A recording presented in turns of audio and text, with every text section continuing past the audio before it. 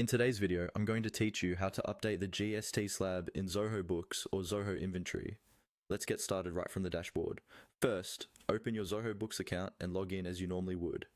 Once you're on the home screen, take a moment to make sure you're in the correct organization, especially if you manage multiple businesses.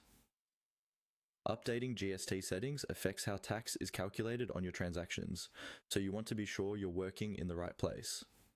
Now, look towards the top right or left side of your screen for the settings option. This is usually represented by a gear icon. Go ahead and click on Settings. This section is where you manage all your core configurations, and it's exactly where we'll find the tax and GST options. Once you're inside Settings, look for the option labeled Taxes. Click on Taxes to open your tax configuration page. This area controls how different taxes are applied in your books, including GST, tax rates, and any tax-related rules that Zoho uses when you create invoices, bills, or other documents. Within the Taxes section, you'll see an area related to tax registration or GST settings. This is where you'll update your GST slab details. Carefully fill in all the required fields.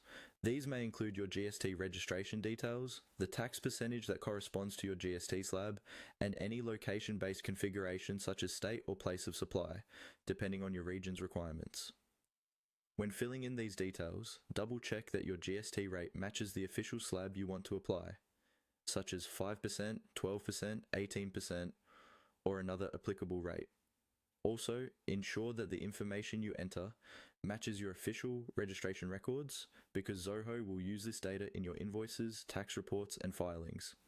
Incorrect information here can lead to mismatches in your accounting and compliance. After you've entered and reviewed all the necessary details, scroll down and look for the Save button. Click on Save to apply your changes. This step is important because your updated GST slab will not take effect until the settings are saved successfully. Once saved, your new GST slab will be used automatically in your future transactions according to the